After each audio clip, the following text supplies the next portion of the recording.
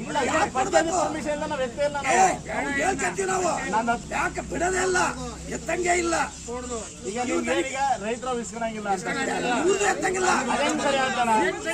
ಬಳಿಕ್ ಬರಂಗೇ ಇಲ್ಲ ಸ್ವಾಮಿ. ಈಗ ರೈತರು ಬೇರೆ ಅಂಗಡಿ ಉಳಿದವಲ್ಲ ಅವ್ರು ಇಸ್ಕೊಳಪ್ಪ ಅಂಗಡಿಗಳು ಇಸ್ಕವ ಇನ್ನೇ ನಮ್ಗೇನ್ ಸೀಮೆ ಇಲ್ಲ ಸಾಗಲ್ಲ ಕೇಳಿ ಹೇಳ್ತೀನಿ 30, 60 ಒಂದು 20, 100 ರೂಪಾಯಿ ಲಾಸ್ ಆಗುತ್ತೆ ಅಷ್ಟೇ. ರೂಪಾಯಿ ಆಗಿರಲ್ಲ ಹೇಳಿದ್ದು ನನಗಿನ್ನೇ ಇಲ್ಲಿ ಕೋಟಿ ಬರ್ತಾರೆ ಇದ್ರೊಳಗೆ.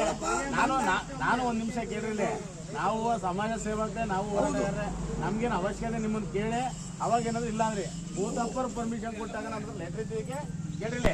ಲೆಟರ್ ತಂದು ತೋರ್ಸು ಉಸ್ಲು ಮಾಡೋದು ಬಿಟ್ರೆ ನಾನು ಯಾರಿಗಾರ ದೌರ್ಜನ್ಯ ಉಸ್ಲು ಮಾಡಿದ್ರಪ್ಪ ನಿಮ್ಗೆ ಕೊಡ್ರಿ ಅಂತ ಕೇಳ್ತೀವಿ, ಕೊಟ್ರೆ ಇಸ್ಕೊಂತೀವಿ, ಕೊಡ್ಲಿಲ್ಲ ಹೋಗಪ್ಪ ಅಂತ ಸುಮ್ಮನೆ ರೈತರಿಗೆ ಉಳಿಯಾರೊಳಗೆ ಮಾಡಿಲ್ಲ 100 ರೂಪಾಯಿ ತಿಂಗಳಿಗೆ 3,000 ವರ್ಷಕ್ಕೆ ಎಷ್ಟು 34,000 ರೂಪಾಯಿ. ಆದ್ರೆ ನನಗೆ ಲಾಸ್ ಆಗಲ್ಲ ಹಂಗಾರೆ.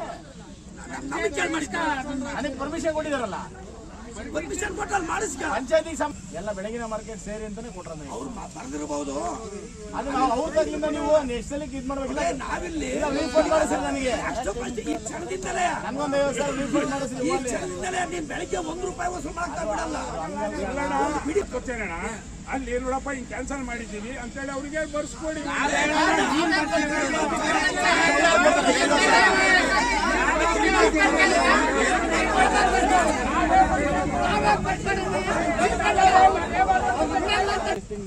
ತಿಂಗಳಿದೆ ಅಷ್ಟೇ. ಈ 4 ತಿಂಗಳು ಇಸ್ಕೊಂಡ್ರೆ ಮುಗೀತೆ. ಮತ್ತೆ ಆ ಕಡೆ ಬಂದ್ಬಿಟ್ಟು ಕಂಡೀಷನ್ ಮಾಡಿಸಿ ಎಲ್ಲ ಅಷ್ಟೇ ಮುಗಿದೋಯ್ತು. ಕಂಡೀಷನ್ ಅಲ್ಲಿ ಮಾಡಿಸ್ತೀವಿ, ಇಲ್ಲಿ ಈ ಕ್ಷಣದಿಂದಲೇ ಕಂಡೀಷನ್ ಏನಾಗ್ಬೇಕಣ್ಣ ಇದು ನೀವು ಹಿಂಗ್ ಮಾಡೋದು.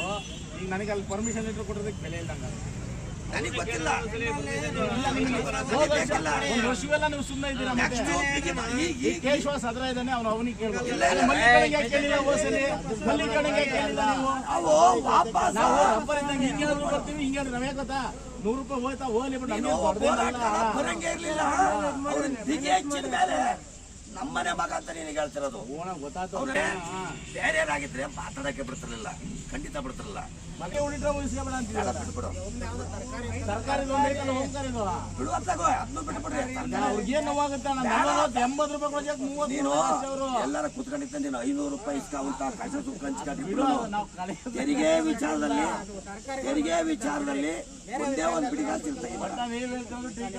ಕಡೆಗೂ ಮತ್ತೆ ಒಟ್ಟಿನ ರೈತರ ಒಂದ್ ಬಿಡ್ರೆ ಅಷ್ಟೇ.